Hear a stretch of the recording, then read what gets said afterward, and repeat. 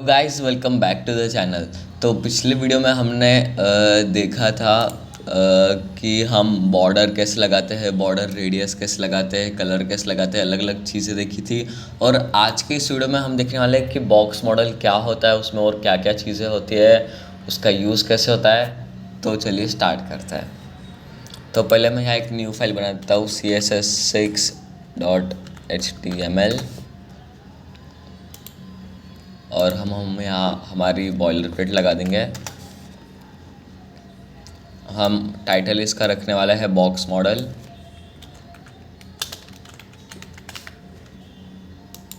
और सबसे पहले हम ऐसा करेंगे कि 3 पैराग्राफ बना लेते हैं।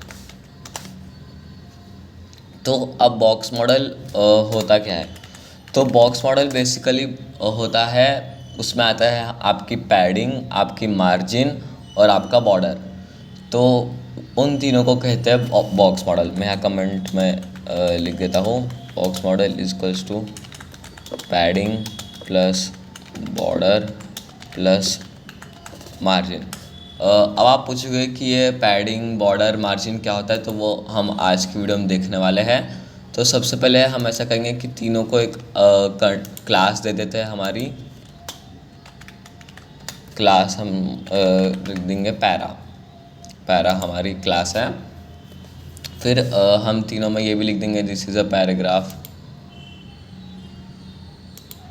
या हम बेसिकली लॉरेम का यूज़ करते हैं, लॉरेम 20 हमने यूज़ कर दिया। तो आप ये देखेंगे कि देखिए मैंने तीनों में मल्टी कच डालता है, तो तीनों में जो लॉरेम आया है, रैंडम वर्ड्स भी तीनों में सेम आते हैं।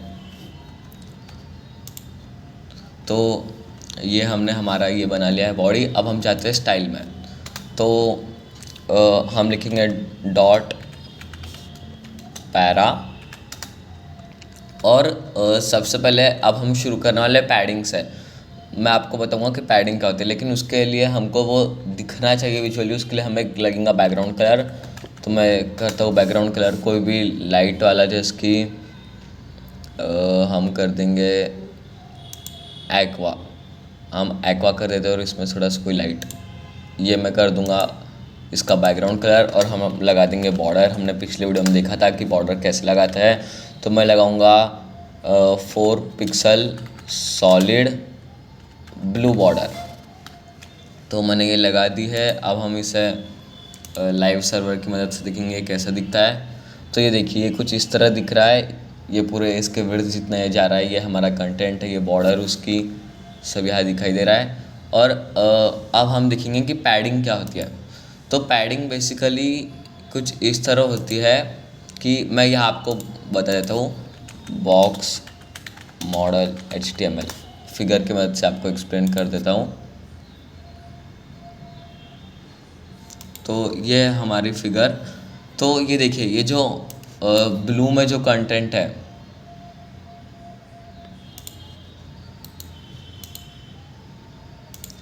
एक सेकेंड,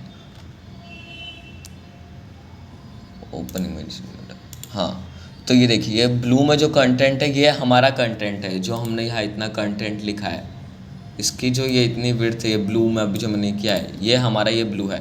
पैडिंग होता है उसके आजू बाजू के, ये बॉर्डर है, मतलब यहाँ तक हमारा बॉक्स हो गया। ये जो बॉर्डर पार्ट है, यहाँ तक हमारा बॉक्स हो गया। ये येलो बॉर्डर है पूरी, मतलब हमारा बॉक्स से ब्लैक तक हो गया। तो पैडिंग बेसिकली होता है कि बॉर्डर और जो हमारा कंटेंट है, अगर हम उसमें एक्स्ट्रा स्पेसिंग छोड़नी चाहें तो वो होता है पैडिंग। मैं आपको ऐड करके एक बार बता देता हूँ, जिसकी अब मैं लिखूँगा पैडिंग। और अगर मैंने लिख दिया समझे 20 पिक्सल्स, अगर मैंने 20 पिक्सल्स की कर दी, तो ये देखिए उसके आजू बाजू क्या हुआ, 20 पिक्सल्स जितनी जगह हर साइड से वहाँ से छूट गई है। तो ये जो जगह हमने छोड़ी, ये बॉर्डर और कंटेंट के बीच में, इसे कहते हैं पैडिंग। फिर मार्जिन क्या होता है, अगर कोई दो ऐसी चीज़ें हैं, अब जिसके यहाँ 2 बॉक्स है, तो उन दोनों के बीच में ये जो इतनी जगह है, इसे हम कहते हैं मार्जिन। अब अगर देखिए, अगर मैं मार्जिन को अगर बढ़ा दूँ, अब अगर मैंने मार्जिन कर दी 30 पिक्सल, तो अब आप देखेंगे कि ये बहुत ज़्यादा दूर चलेगा। ये देखिए, अब ये हर साइड से, ऐसा ही नहीं कि ये सिर्फ पैराग्राफ के बीच में का, ये हर साइड से उसका डिस्टेंस 30 पिक्सल्स सबसे दूर कर देगा।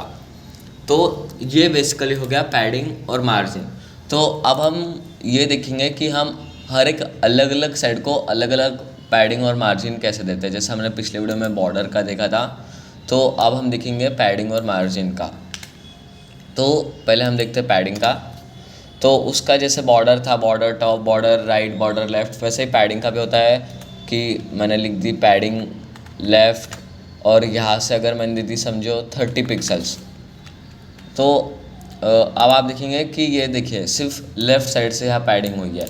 हमने टॉप और यहाँ की कमेंट कर दी थी, तो देखिए सिर्फ लेफ़्ट साइड से हुई है। अब अगर मैंने लिख दिया पैडिंग राइट, इसे मैं कर दूँ 20 पिक्सल्स, तो ये देखिए अब यहाँ से भी 20 पिक्सल्स की जगह आ गई है। अब हम टॉप बॉटम से उसको थोड़ा अच्छा करेंगे। पैडिंग टॉप में अगर कर दूँ 25 पिक्सल्स, तो ये देखिए यहाँ से 25 पिक्सल्स आ गई है। और नीचे से हम करेंगे पैडिंग बॉटम 15 पिक्सल्स, तो अब नीचे से ही 15 पिक्सल्स की जगह आ जाएगी। तो ये हो गया एक तरीका पैडिंग करने का। फिर दूसरा तरीका जो मैंने आपको यहाँ बताया कि इससे ये पहले तरीके से हर जगह से 20 पिक्सल्स की जगह जाएगी। फिर दूसरे तरीके में अगर आप चाहते हैं कि हर जगह हर अलग अलग साइड से अलग अलग पैडिंग हो, तो ये तरीका होता है। फिर मैं आपको तीसरा तरीका बताऊंगा कि अगर आपको ये जो है पैडिंग बॉटम, अगर आपको चारों साइड में अलग चाहिए लेकिन अगर एक ही लाइन में चाहिए, तो वो कैसे करेंगे। तो उसके लिए मैं लिखूँगा पैडिंग और फिर यहाँ एक सेकेंड पहले, हाँ, तो जो हम सबसे पहले लिखेंगे पैडिंग में वो टॉप से जगह जाएगी, जो दूसरा हम लिखेंगे वो राइट से जाएगी, जो तीसरी लिखेंगे वो बॉटम से जाएगी, और जो हम आखिरी लिखेंगे वो लेफ़्ट से जाएंगी हमारी पैडिंग। तो मैं आपको इसका एग्जांपल बता देता हूँ। हम इसको कमेंट कर लेते हैं। तो अब मैं आपको इसका एग्जांपल बताऊँगा। मैंने लिख दी पैडिंग, एंटर। अब जो मैं सबसे पहले जो लिखूँगा वैल्यू वो जाएगी टॉप पे। तो अगर मैं चाहता हूँ कि टॉप से 10 पिक्सल्स की जगह हो, फिर मैं स्पेस छोड़ूंगा। मैं राइट से चाहता हूँ 20 पिक्सल्स, मैं बॉटम से चाहता हूँ 30 पिक्सल्स, और लेफ़्ट से चाहता हूँ 40 पिक्सल्स। तो अब आप यहाँ देखेंगे कि ये देखिए टॉप से गई 10, यहाँ से 20, यहाँ से 30 और यहाँ से 40 पिक्सल्स की जगह गई।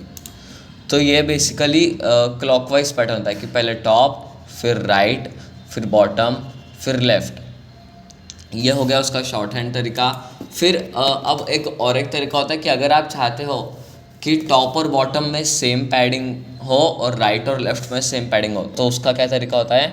हम लिखेंगे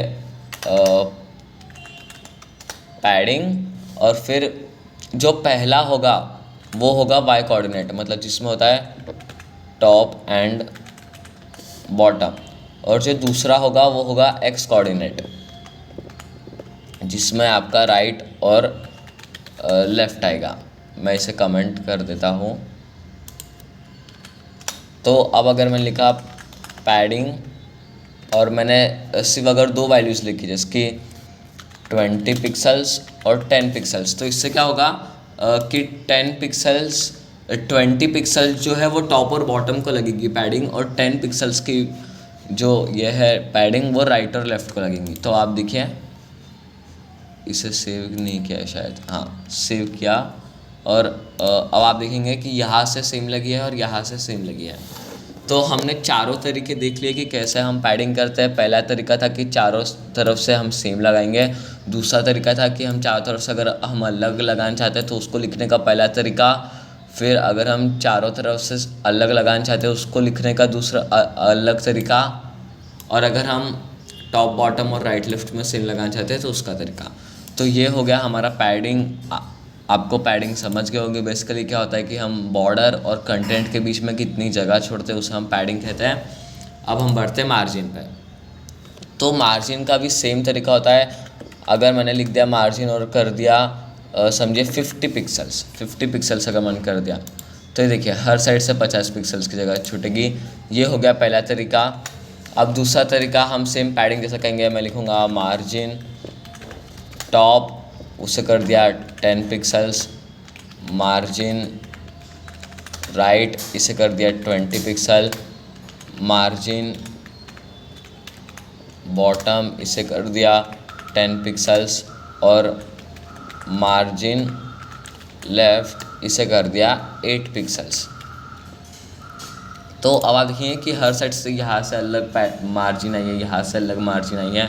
मार्जिन बेसिकली होता है कि दो कंटेंट के बीच में की जगह और उसके बॉर्डर्स, वेबसाइट के बॉर्डर से जितनी जगह हम छोड़ते हैं उसे कहते हैं हम मार्जिन। तो देखिए अब हर साइड से अलग मार्जिन आ गया। ये हो गया उसका दूसरा तरीका लिखने का। फिर जो उसका शॉर्ट हैंड तरीका जिसे कहते हैं वो मैं आपको अब बताऊँगा।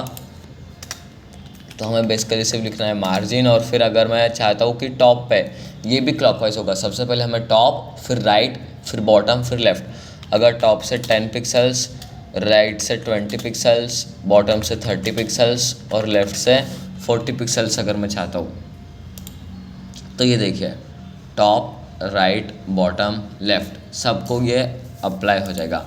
क्योंकि हमने कंटेनर यूज़ किया था और कंटेनर क्योंकि हमने क्लास यूज़ की थी और हमने क्लास तीनों को लगा दी, इसलिए तीनों को अप्लाई हो जा रहा है। अब हम देखेंगे चौथा तरीका। जैसा वैसे चौथा तरीका इतना यूज़ का नहीं है, वो आप खुद भी ट्राई कर सकते हो अगर आप चाहते हो तो। मैं तो बेसिकली ये वाला शॉर्ट हैंड तरीका प्रेफर करता हूँ, क्योंकि इसमें सिंपली हम हर एक इसका लिख सकते हैं। अब हम ऐसा कर दें कि अब हम एक न्यू देखेंगे विड्थ। अगर मैंने इसकी विड्थ सेट कर दी 50 पिक्सल्स, तो अब आप देखेंगे कि ये देखिए ये इतनी कम विड्थ हो गई कि ये इसके बाहर जा रहा है। मैं इसको थोड़ा सा बढ़ा देता हूँ। मैंने अगर इसे कर दिया 70 पिक्सल्स, तो ये देखिए ये बराबर 70 पिक्सल्स हो गया है। और अब हम ऐसा करेंगे कि हम इसे थोड़ा सा चेंज करेंगे, लेकिन विजुअल स्टूडियो कोड नहीं, हम इसे यहाँ क्रोम के डेवलपर टूल्स से सेट करेंगे। अगर आपको क्रोम के डेवलपर टूल्स नहीं पता तो मैं आपको बता देता हूँ कि हम इसे बेसिकली यूज़ कर सकते हैं कि हम यहाँ अगर बस चेंज देखना चाहते हैं कि कैसा इसका चेंज होगा, हम यहाँ देख सकते हैं। लेकिन जब आप कोड पे जाएंगे तो ये देखिए यहाँ तो इसका कोई चेंज नहीं हुआ। ये सिर्फ टेम्प्ररी चेंज होता है जो हम सिर्फ ट्रायल के लिए देख सकते हैं, ये सिर्फ हमारे लिए एप्लीकेबल होता है। तो अब अगर मैं यहाँ से अब देखेंगे कि अगर मैं ये विड्थ लूँ, मार्जिन, पहले हम पैडिंग ट्राई करेंगे। अब अगर मैं पैडिंग लूँ और अब इसे मैं कर दूँ 200 पिक्सल्स, तो ये देखिए टॉप और बॉटम से 200 पिक्सल्स की जगह आ गई है। और अगर मैं अब राइट और लेफ़्ट का करता हूँ, अगर 100 पिक्सल्स कर दिया, तो ये देखिए अब तो इसकी विड्थ बढ़ गई। ये कैसे? क्योंकि हमने तो विड्थ पहले ही सेट करके रखी थी कि 70 पिक्सल से ज़्यादा नहीं जानी चाहिए। लेकिन अब ये विड्थ 100 पिक्सल्स कैसे जा रही है? ये तो मतलब हमारे इसके बाहर हो गया। तो उसके लिए हमें एक प्रॉपर्टी ऐड करनी पड़ेगी जिससे कि ये चेंज ना हो पाए, कि हमने अगर पैडिंग बढ़ा दी तो उसकी विड्थ भी बढ़ गई। तो उसके लिए हमें एक न्यू ऐड करना पड़ेगा टैग, वो मैं अभी आपको बताता हूँ। ये देखिए यहाँ से भी हम देख सकते हैं कि हमारा कंटेंट था 70x296, हमने 100 और 200 की ये रखी। बॉर्डर हमारी 4 पिक्सल 4 पिक्सल 4 पिक्सल और मार्जिन हम यहाँ से भी देख सकते हैं क्रोम के डेवलपर टूल से, ये भी काफ़ी यूज़फुल है।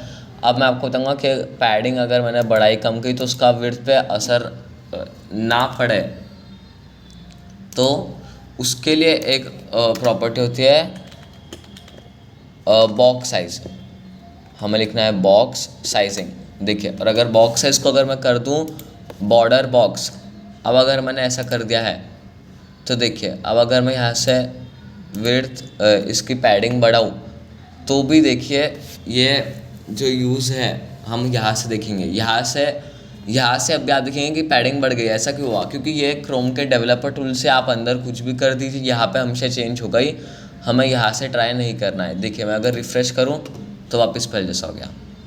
तो अब अगर मैंने विड्थ 70 पिक्सल्स रख दिया, अब अगर मैं इसकी पैडिंग चेंज भी करके देखूँ तो वो यहाँ से चेंज नहीं होगी, उसकी विड्थ 70 पिक्सल ही रहेगी। मैं इसे थोड़ा चेंज करता हूँ, विड्थ हम कर देते हैं 100 पिक्सल्स।